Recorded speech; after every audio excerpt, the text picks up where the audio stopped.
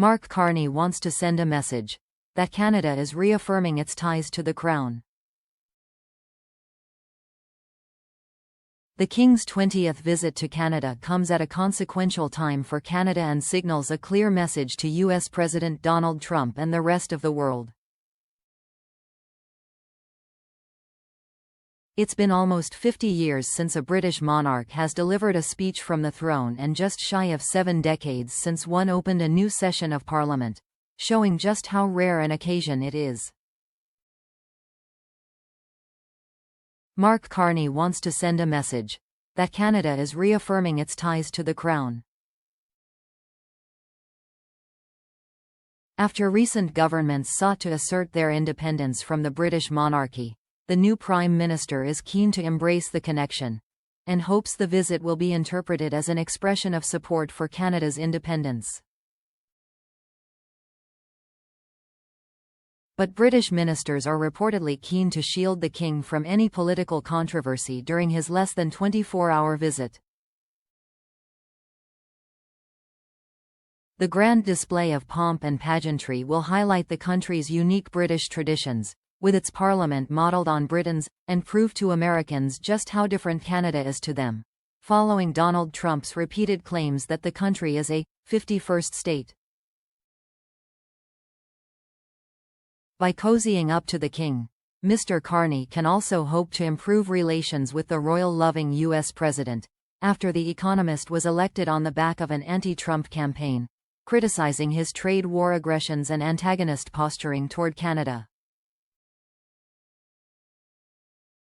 Mr. Carney's invitation isn't just about the U.S., however, as the Prime Minister has made no secret of his desire to form a closer alliance with European allies. Just days after he was sworn in as Prime Minister, Mr. Carney headed to Europe for a diplomatic showcase, as he spoke of the need to deepen Canada's trade and security ties with Europe. But the transatlantic dash by the King, while he continues to undergo weekly cancer treatment, signals just how important the visit is for him personally. In recent months, we have seen him use symbolic gestures to signal his support for the Commonwealth country. He's walked a delicate diplomatic tightrope, making sure he hasn't stepped into the political terrain.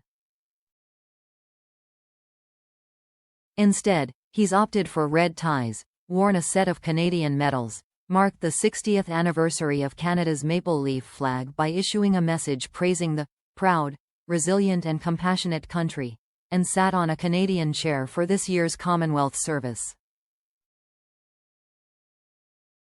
These subtle gestures emphasize the King's commitment to Canada, with royal sources indicating that he sees this visit as being of vital importance to show his long-standing commitment and admiration for the country.